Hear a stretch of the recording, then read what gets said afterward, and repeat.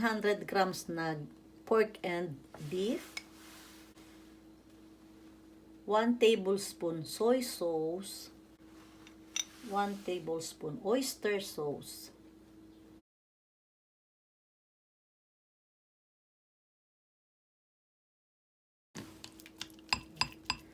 haluin po natin. Ganyan po. Kaya po ako ng sugar, 1 teaspoon na sugar.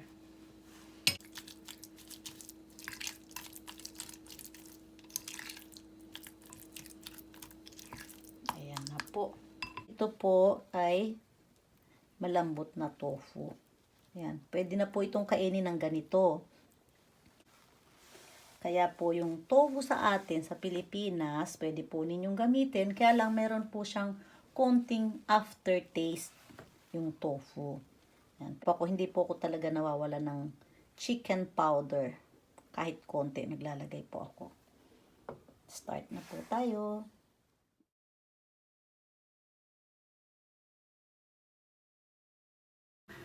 Luya at siling labuyo.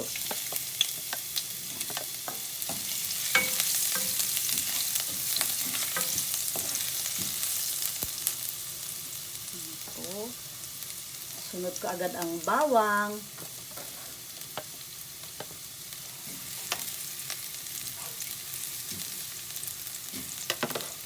Giniling.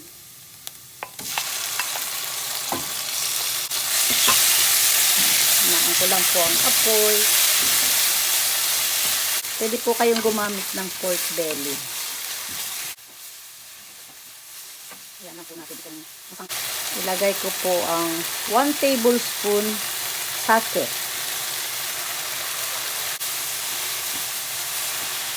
Dry. Ayan.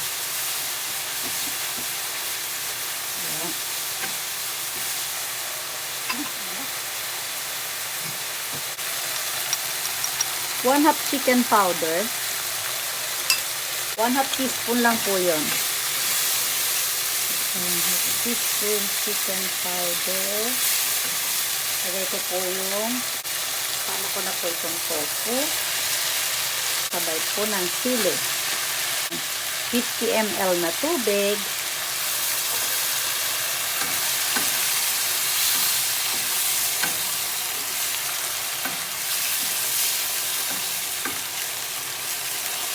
Sandali lang po ito.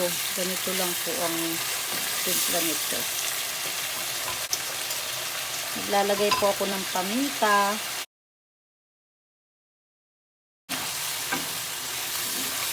Kayo na po ang bahalang mag-adjust ng anghang.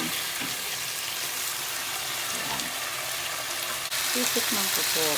Hinaan ko po ang apoy. Ang sarap.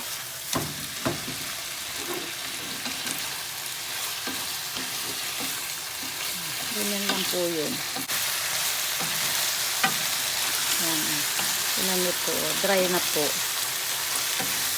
Dry lang po. Yan. Tuyo na po. Yan. 1 teaspoon sesame oil. Ito pong dahon ng sibuyas. Ito po natin haluin.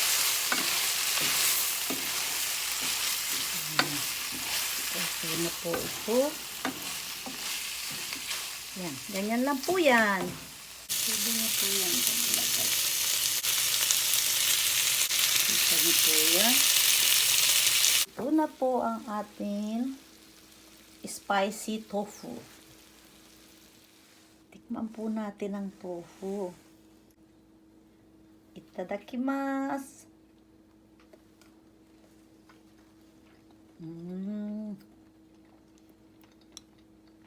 Ang sarap.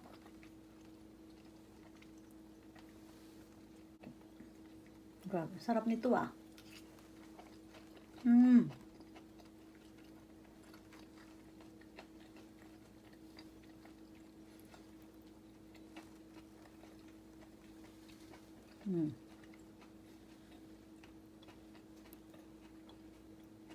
Ito po ang tenmenjan. Tinatawag po nila itong sweet bean sauce. May mabibili po kayo nito sa atin sa Pilipinas. Wala po kayong tenmenjan, pwede po ninyong gamitin itong hoisin sauce. Pero wag na po kayong maglalagay ng sugar kasi matamis po ang timpla nito.